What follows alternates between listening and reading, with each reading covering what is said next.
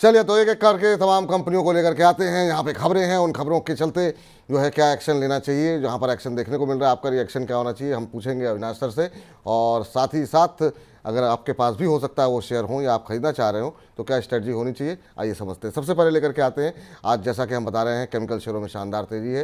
Himadri chemical है, यहाँ पे खबर भी है। अब कंपनी जो है वो लिथियम इॉन बैटरी उत्पादन के कारोबार में उतरने को लेकर के कंपनी ने योजनाएं बनाई है। और बैटरी के जो उपकरण होंगे उसके निर्माण की जो सालाना क्षमता होगी वो 2 लाख मीट्रिक टन होगी।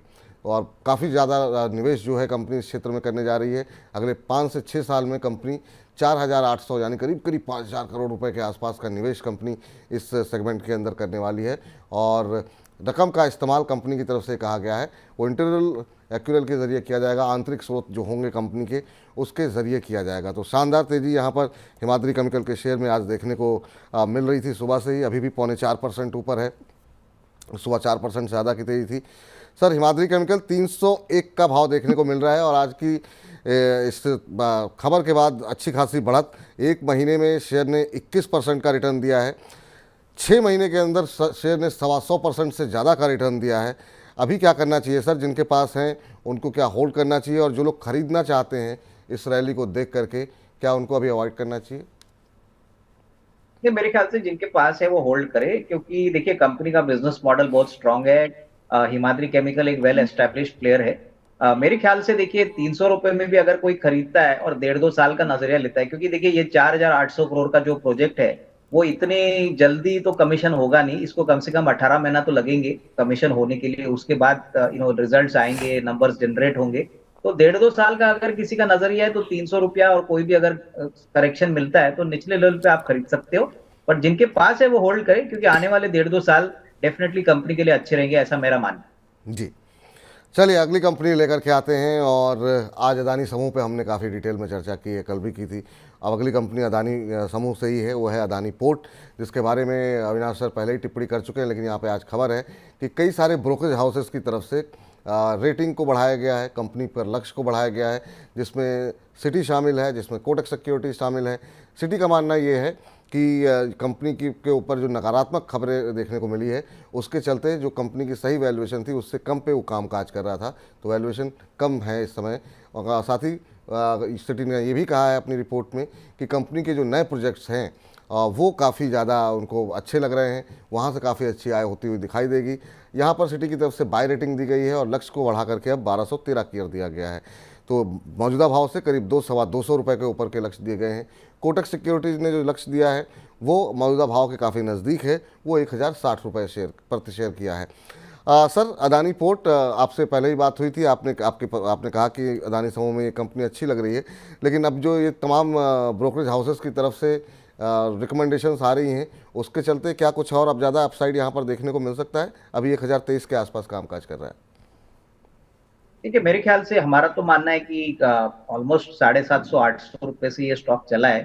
अभी अगर हम फेयर वैल्यू की बात करें तो 1150-1200 रुपए का टारगेट प्राइस पॉसिबल लग रहा है। लेकिन आपको एक बात ध्यान में रखनी चाहिए कि सभी लोग जब स्टॉक खरीदने को जाते हैं तभी उसमें कोई नई बात होती नहीं है। तो इन्वेस्टर्स को तब खरीदना है जब ये रिसर्च रिपोर्ट आने के पहले अगर आप पोजीशंस बना दे तो उसके बाद आपका फायदा ज्यादा हो। अभी तो जिनके पास है वो होल्ड करे। कोई गिरावट अगर आपको मिलती है, कोई भी कारण से मार्केट में थोड़ा करेक्शन आता है, तो अडानी पोर्ट्स में आपको रिस्क रिवॉर्ड अच्छा मिलेगा। तो ये राय यहाँ पर अदानी पोर्ट पर निकल करके आती हुई। अब चलते हैं अगली कंपनी, और अगली कंपनी अपने क्षेत्र की दिग्गज कंपनी है। जी हाँ, स्टेट बैंक ऑफ इंडिया। यहाँ पर हम देख रहे हैं कि आज कुछ एक खबरें निकल करके आई हैं। यहाँ पर खाना की खबर ये कल मार्केट बंद होने के बाद ही आ गई थी। एसबीआई पेंशन फंड में कंपनी ने और ज़्यादा करीब 20% हिस्सा और ख़रीद लिया है, और इस अतिरिक्त हिस्सेदारी को कंपनी ने 229.5 करोड़ रुपए में ख़रीदा है। और आपको बता दें कि इस खरीद के बाद अब कंपनी की एसबीआई की पेंशन फंड के अंदर जो हिस्सेदारी है वो बढ़ करके 80% हो गई है। आज अगर कंपनी के शेयर पे नज़र डालें तो उस पर नज़र डालते हैं, लेकिन इसको जो है आरबीआई और पीएफआरडीए दोनों की ही मंजूरी यहाँ पर मिलती हुई दिखाई दी है। अब आज चूँकि बैंकिंग शेयरों में दबाव है तो यहाँ पर भी दबाव देखने को मिल रहा है, लेकिन करीब करीब हम देख रहे हैं 4.25% के आसपास की गिरावट है। सुबह थोड़ी सी हरा निशान देखने को मिल रहा था। Sir state bank of India, क्या कुछ देख रहे हैं आप? 606 के आसपास क्या खरीदा जा सकता है?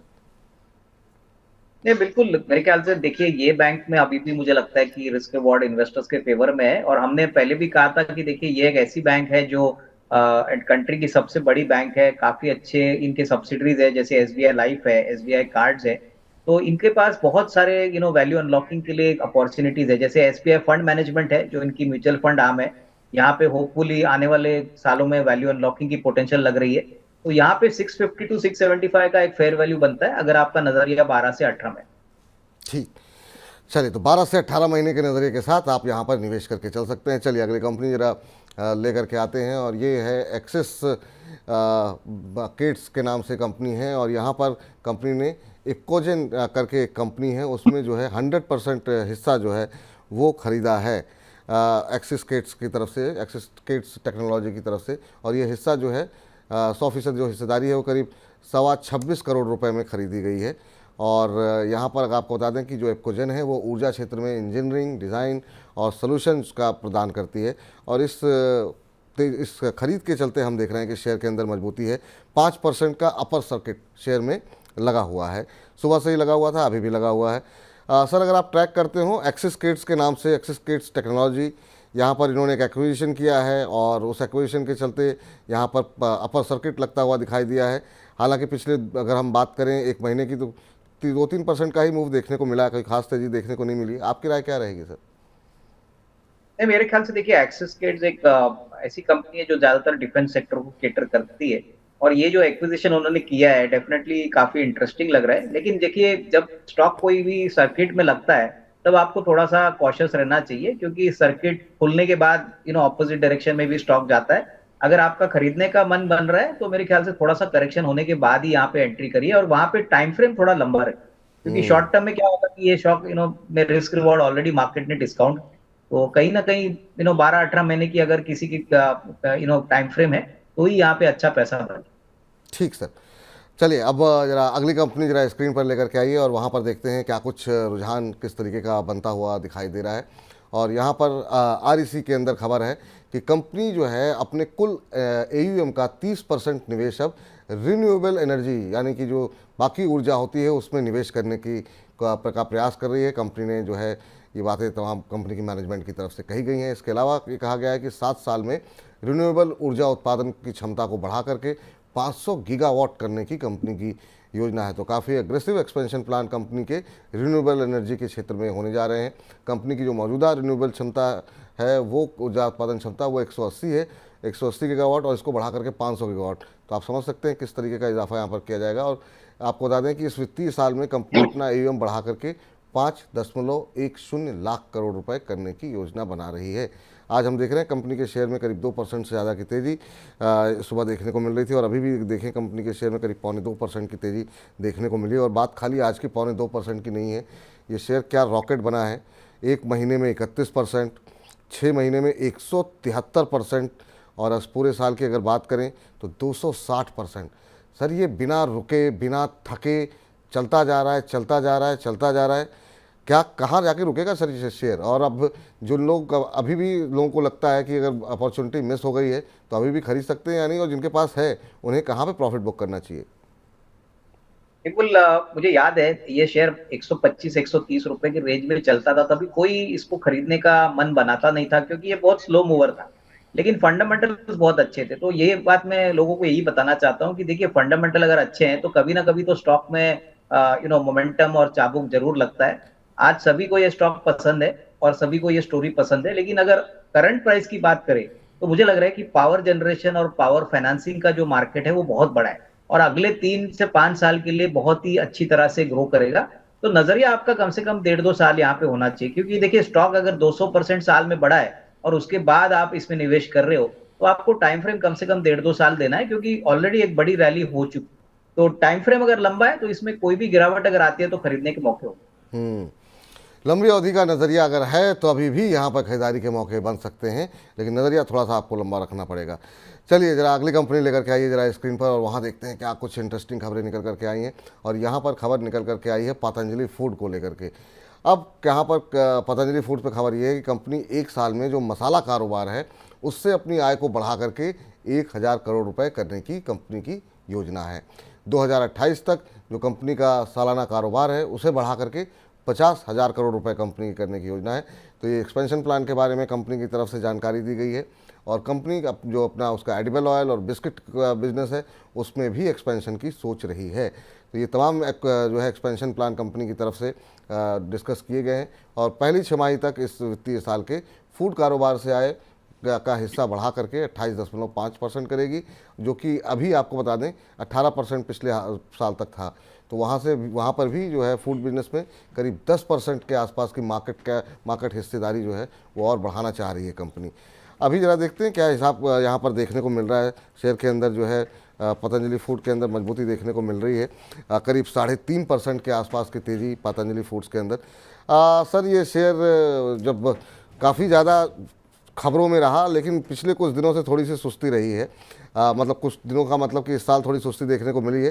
हालांकि पिछले एक महीने में करीब 10% के आसपास, 6 महीने में 50% से ज़्यादा की रिकवरी देखने को मिली है। अब ये जो एक्सपेंशन प्लान मैनेजमेंट की तरफ से घोषित किए गए हैं, इससे कुछ असर पड़ता हुआ दिखाई दे रहा है आपको? नहीं, मेरे ख्याल से देखिए यहाँ पे भी नजरिया अगर आपका लॉन्गर टर्म है तो काफी बड़ा रनवे है ग्रोथ के लिए। और पतंजलि एक ऐसी कंपनी है जिसके बहुत अच्छे ब्रांड्स है, रूरल इंडिया में भी इनका बहुत बड़ा नेटवर्क है। तो ये जो नंबर्स ये बता रहे हैं, मेरे ख्याल से अगर नजरिया आपका 1.5-2 साल है तो ही इसमें खरीदने के मौके बनेंगे। शॉर्ट टर्म में तो देखिए ऑलरेडी स्टॉक चल चुका है और मेरे ख्याल से इस स्टॉक से अगर आप शॉर्ट टर्म में कोई कमाना चाहते हो तो वो शायद पॉसिबल नहीं लग रहा है। लेकिन हाँ, अगर आपका नजरिया 1.5 साल का है तो डेफिनेटली करंट प्राइस से या थोड़ा सा उसके नीचे अगर स्टॉक मिलता है तो इसमें एक छोटी पोजीशन आप बना सकते हम्म।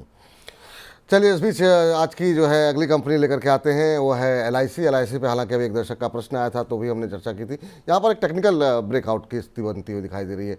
वीकली चार्ट पर शेयर में ब्रेकआउट है और अच्छे वॉल्यूम के साथ शेयर ने जो एक बड़ी रुकावट थी 691 रुपये की, उसको जो है कंपनी ने तोड़ा है और शेयर अपने तमाम महत्वपूर्ण जो मूविंग एवरेजेस हैं उसके ऊपर कामकाज करता हुआ दिखाई दे रहा है। तो तमाम जो जो लोग टेक्निकल तरीके से बाजार को देखते हैं उनकी तरफ से यहाँ पर जो है बाय कॉल की रिकमेंडेशन आती हुई दिखाई दी है और आज हम देख रहे हैं कि LIC में आज अच्छी बढ़त देखने को मिल रही है। सर, अगर आप LIC पे एक बार फिर से अपना व्यू स्पष्ट कर दें तो। नहीं, मैंने जैसे कहा कि देखिए LIC एक ऐसा शेयर है जो शॉर्ट टर्म में नहीं बट अगले 2-3 साल में ही आपको पैसा बना के देगा। और सबसे बड़ी बात, इंश्योरेंस मार्केट इंडिया में बहुत अंडर पेनेट्रेटेड है। LIC का ऑलमोस्ट 50% मार्केट शेयर है। तो कहीं ना कहीं देखिए अभी तो जो गवर्नमेंट का स्टेक डाइल्यूशन हो गया था वहां पे सिर्फ 2% डाइल्यूट हुआ है।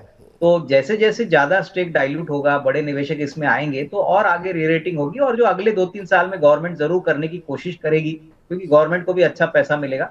तो मेरे ख्याल से यहाँ पे 2-3 साल का नजरिया रखने वाले इन्वेस्टर को ही निवेशित रहना चाहिए। शॉर्ट टर्म में मुझे नहीं लगता कोई बड़ी अपसाइड आएगी। आई मीन ऑलरेडी ये जो अपसाइड आई है, बाजार का मूड बदला है। बट यहाँ पे जो ट्रेडर्स है उनको तो अपने स्टॉप लॉसेस देख के ही काम करना पड़ेगा।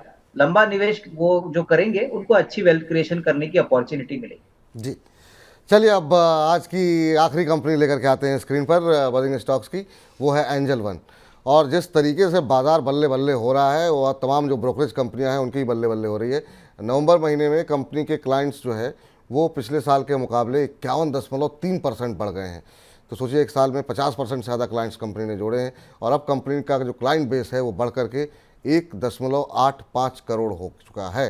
तो ये को कारण है जिसकी वजह से आज एंजल वन में अच्छी बढ़त देखने को मिल रही है। आज 7% से ज़्यादा की तेज़ी जो है वो सुबह से ही बनी हुई है। अभी भी हम देख रहे हैं 7.25% के आसपास की तेज़ी देखने को मिल रही है और ये चार्ट बता रहा है बाज़ार में किस तरीके से पार्टिसिपेशन देखने को मिल रहा है। सर, ये जो ब्रोकरेज हाउसेस की कंपनियां लिस्टेड हैं उनमें आपका व्यू क्या है? जिस तरीके से पार्टिसिपेशन बढ़ता हुआ दिखाई दे रहा है और आप भी उसी क्षेत्र से आते हैं, और एंजल वन पे आपकी राय जानना चाहेंगे। एक महीने में 20%, 6 महीने में पैसे डबल, 118-119% का रिटर्न, एक साल में भी मतलब पैसे डबल से ज़्यादा ही हुए हैं। आपकी राय क्या होगी सर?